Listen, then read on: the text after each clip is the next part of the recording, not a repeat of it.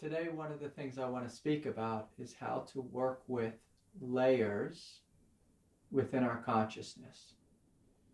So when we sit, when we're meditating, and we begin to go inward, one of the first things we may notice is a layer of resistance, a layer of anxiety, of pain, of fear, of guilt, of rage. Whatever it is, when you go inward, there's this teaching on, can you sit, can you open, and can you listen to what's here? So these are fundamental skills we must have within us if we're going to be, reasonably successful on the spiritual path. And so say, for example, you sit, and the first thing you notice is resistance coming forward. If you take the backward step and just gently begin to look at the resistance, you can just gently ask it a question such as, what do you need? What do you need? If you listen to the resistance on the surface of the layer of resistance, it may say, I want to be done. I want to have a cigarette. I want to have a drink. I want some candy. I want to go space out on YouTube or whatever it is. I want to go to sleep. But if you look underneath, so this is the skill, is looking what's underneath. So first the skill is the willingness to sit down, to open, and to listen to what's here. So you sit, you open, you listen. And the ego will tell you a surface concern, a surface judgment, a surface need, like I want a cigarette, or I want to get out of here, I want to be done. And then the next skill is, let's look at what's underneath this. So what do you need? You might ask the question a little deeper. What do you really need? When you feel into resistance, you may hear something like, I need to scream, or I want to cry, I want to kick and shout and this and that.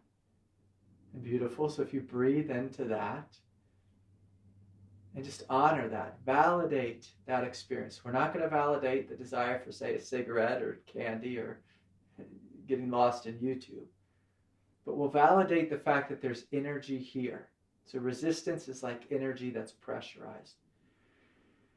So you breathe into this need to kick and to scream, and you can even just imagine or hear that scream, and just inviting that scream to spread out into the spaciousness, into the peace that's here.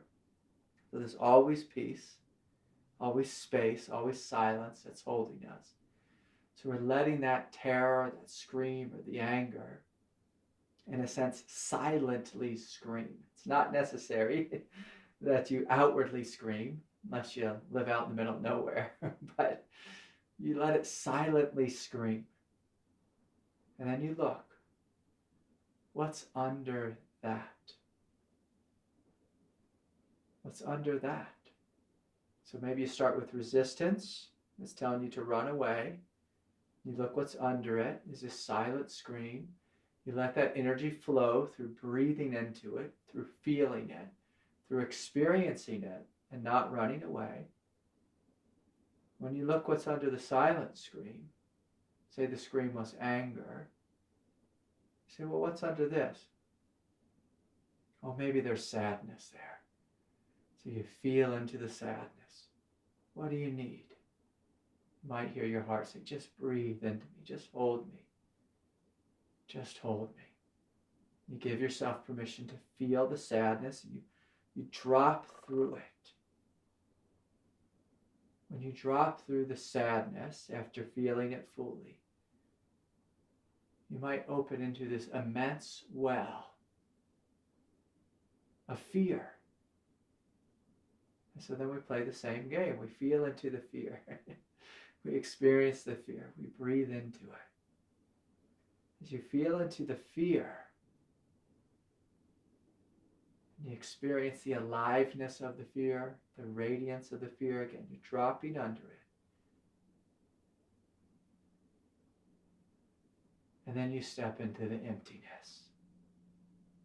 Vast, spacious emptiness is underneath all the layers. Vast, spacious freedom is underneath all the layers. So these layers, when you pile them all together, they become what Freud might have called the id. This immense darkness or unconsciousness.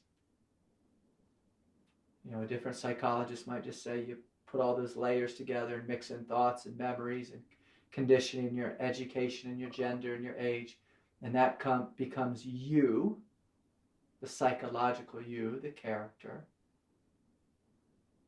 But when you give yourself permission to drop through each of the layers, eventually you get to this primal aspect of self, which is radiant emptiness, freedom, this ineffable, awake, aware consciousness. And so again, to walk you through the process, you sit down and you notice, what am I feeling? There's an I here, there's a consciousness here that's feeling something. And the feelings, you know, those layers, these are the veils, what they call in yoga the veils. And as a human being, we tend to misinterpret, misidentify, misalign ourselves with the veil, and we think that's what we are. I'm all these layers, this levels, this education, conditioning, gender, whatever. Can you drop through them? So you step back and then you witness what's here. Oh, there's anger. Now the ego is afraid of its own anger. But as a spiritual master that you are, as the goddess that you are, I'm going to invite you to investigate the anger, to breathe into it. Look on the surface, what does it need? I need to punch someone in the face because they did me wrong. You look a little deeper, what's under that? Oh, I'm deeply hurting. Beautiful. Can you be willing to feel that? Beautiful. So when you're willing to feel the anger, the heat of it, the rawness of it, the rage, and you notice, oh, there's hurt here. Can you be willing to feel the hurt? So you feel the hurt and the sadness.